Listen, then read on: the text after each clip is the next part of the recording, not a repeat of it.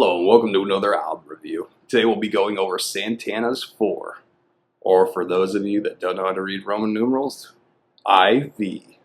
Santana's 4 is one of those records that's been long awaited and long talked about with a lot of fans. The fact of the matter is, I would love to say it's an original lineup re-getting together, but it's really not. It's more like an augmented Santana supergroup of the ages, which is cool in itself because, I mean, Santana has such a long, sprawling history that it's kind of hard not to like get into the different eras of Santana.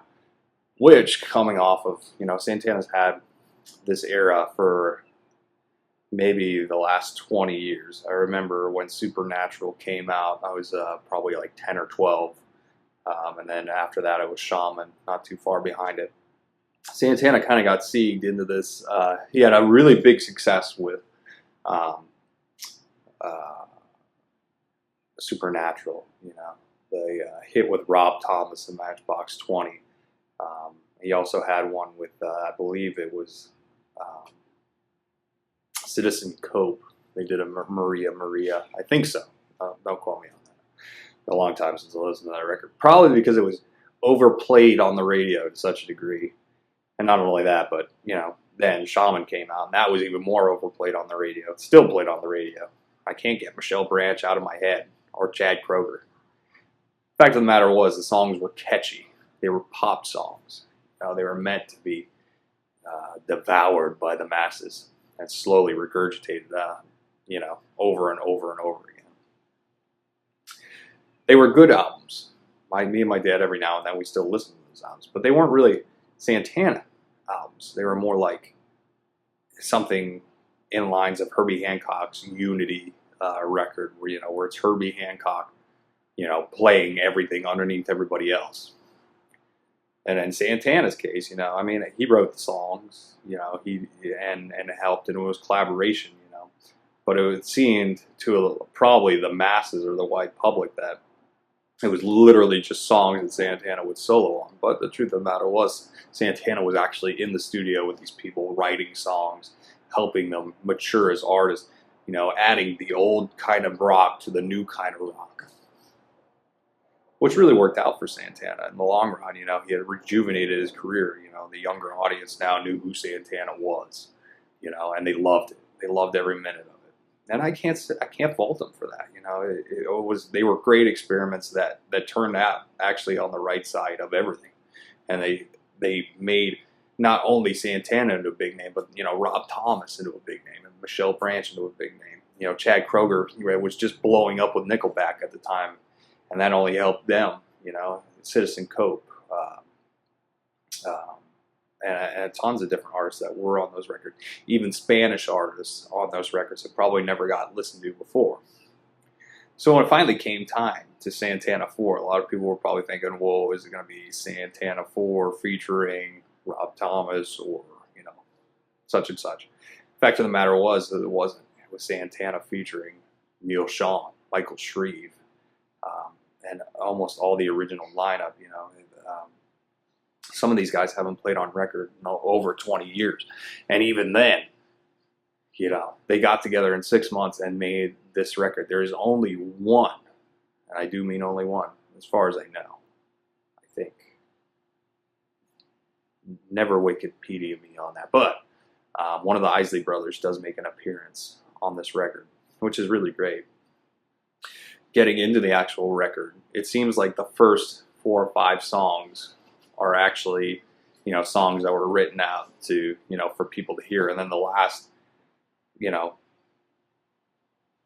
or 6 songs are these epic instrumentals that, totally blow your mind. Like, how does Santana have that in him? He's got to be at least 60 years old, and he's still pounding them out faster than anybody else. I mean, there's still lyrics somewhere in there, but it's more or less a huge instrumental jam. I think the thing that was amazing with me was the fact that these guys pumped this out, and it was announced, and then after a year it came out. I think the more amazing thing too is that how well they gelled together after all this time being apart. The organ work on this album is just purely amazing. You wouldn't think that he would have it in him after all this time. You know, I mean, after being out of kind of like the more major spotlight, I believe he's done some soundtracks and stuff, but he hasn't really done anything since, you know, Journey's first 4 albums, which was almost 25 years ago in itself. And then when you think about when Black Magic Woman came out, you know, that's got to be at least 35 years out. So, listening to it now, it seems as though the new Santana band hasn't lost its touch at all, hasn't slowed down. If anything, they've matured like a fine wine that was never actually in a bottle or together or even made. Because these guys haven't played on anything in so long. You know, the drummer was 16 at Woodstock. He probably left the band at 19, 20 years old, and he's been doing jazz records ever since. And he is faster than most jazz drummers out there nowadays. I mean, the only, you know, person on this record that, you know, seems to have, you know, quite a longevity as far as career that hasn't kind of cut off other than Santana has been Neil Sean. And Neil Sean on this record playing with Santana, it just sounds so amazing. You know, they're in unison, they're attacking it, they feed off of one another. It's not just this oh, I'm going to show how many chops I've got. You know, they build these, you know, weird intertwining guitar sections that, you know, ping pong off of one another, you know, and it never seems to ever get to this like shredding. It always just seems like, hey, see how harmonically I can stretch out, or how much diatonic scales I can kind of push in here.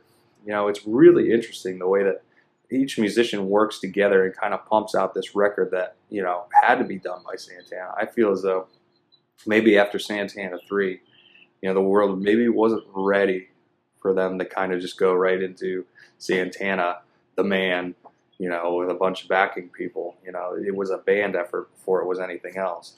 And not only that, but the songwriting is really, really good on these, you know, songs.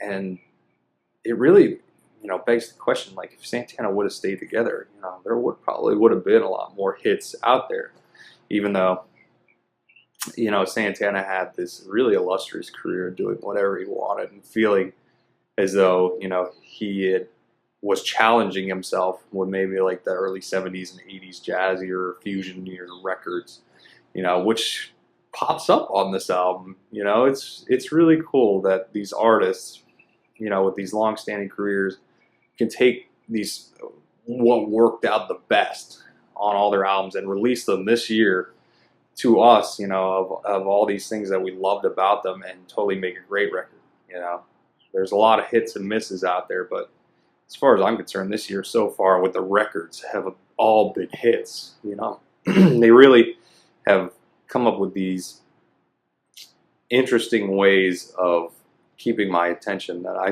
probably never would have thought of before. Or maybe it's just my ear now, you know. I tend to gravitate towards artists that are doing something different and unique. And it's really awesome that, you know, the older artists are doing something different and unique now to my ear. The one thing I can say about this record that might have been a dissuasion, the first few songs seem to have like this very thin production to them. And I don't know why. I mean, it doesn't dissuade from the actual songs being good. It just seems like the production on the first 2 or 3 songs is very, very thin.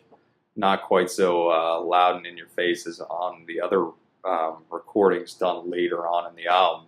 It seems that, you know, more of the vocal tracks are very, very thin, possibly.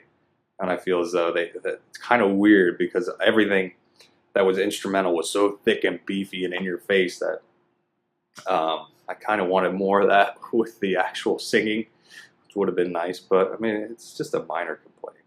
So I would definitely, you know, if any of you are wondering, how's the new Santana record, go out and pick it up. It's not going to be like anything, you know, if you were turned off by the, you know, the 90s, 2000 era Santana, this is nothing like that. Go pick up this record. Because this record is everything you ever want to hear old Santana do.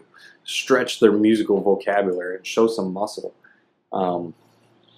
Maybe not anything close to Black Magic Woman or, you know, Soul Sacrifice on these records, but it's definitely something to check out, and it'll stay with you and continuously grow on you. I think it's such a great record to listen to. I would probably try and get it on vinyl, just for nostalgia purposes. But if you have any comments, please leave them in the comment box below. Feel free to like, share, and subscribe to our channel. And we thank you all so much for watching our videos, and we hope to hear from you soon. Thank you. Bye.